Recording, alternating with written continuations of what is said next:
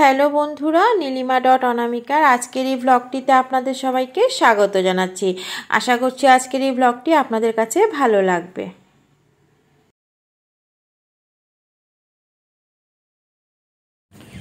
তো এখন চশমা নিয়ে ছাদে এসেছি। আমি অ্যাকচুয়ালি ব্যাক ওয়াশ মারবো জলের ট্যাঙ্কিকে।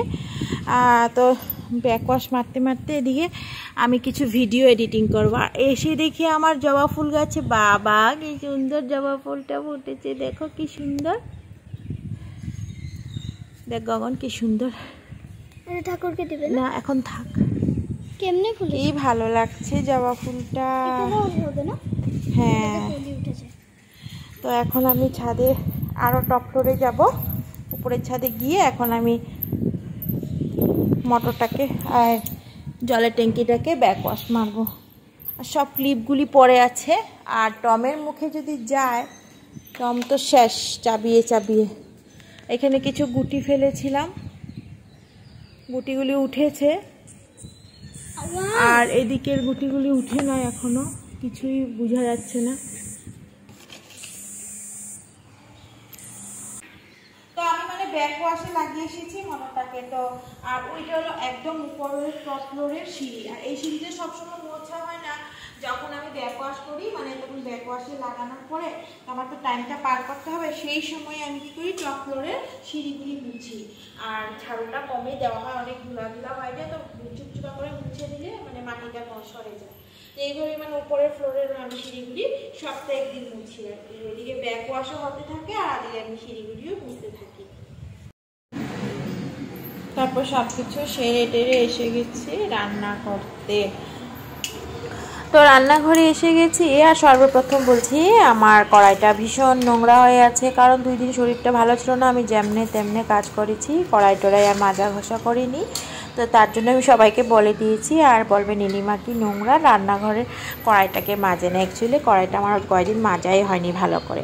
তো কি রান্না করব, এসে দেখি কিছুই নেই। তো গগনকে দিয়ে অল্প পনির আনিয়েছি আজকে, আর মাছটা আনা হয়নি। তো গগন বলছে, মা রোজ রোজ একেই পনির, আলু, পনির, পটল বানাও তুমি, আর কিছু পনিরের রেসিপি জানো না। তো আমি বলছি কি বানাবো বলতো। বলছে কি চিলি পনির বানাও। আমি তো কোনোদিন বানাইনি। বলছে মা বানাও, চিকেন যেভাবে বানাও এইভাবে বানাও। তো আগে কী করেছি, এদিকে পনিরগুলোকে আমি কর্নফ্লাওয়ার নিয়ে ঘরে, তো অল্প আটা ছিটিয়ে, হলদি লবণ ছিটিয়ে অল্প হালকা হালকা করে ভেজে নিচ্ছি। আর পনিরটাকে ভাজা হয়ে যাচ্ছে, আর এখানে রেখে দিচ্ছি। আর ক্যাপসিকাম ছিল ঘরের আগেরই একটা, ওই কারণ গত সপ্তাহে চিলি চিকেন বানিয়েছিলাম, তো একটা ক্যাপসিকাম দিয়ে চিলি চিকেন বানিয়েছিলাম, আর একটা ক্যাপসিকাম ছিল। তো ক্যাপসিকাম দিয়ে আর টমেটো দিয়ে কেটে সুন্দর করে রান্নাটা করবো। আর এই পেঁয়াজ দিয়ে আগে আমি কেটে সুন্দর করে রেখে দিয়েছি। মনে হচ্ছে তেলটা একটু বেশি পড়ে গেল নাকি, যাই হোক, ঝোল তো দিব না, অল্প শুকনো শুকনো করেই রেখে খাবে। আর সব কিছুই অল্প ক্যাপসিকাম, টমেটো, পেঁয়াজ, অল্প রসুন, সব কিছু মিহি মিহি করে দিয়ে দিয়েছি। তো এখানে sauce, soya sauce, tomato sauce সব কিছুই দিলাম।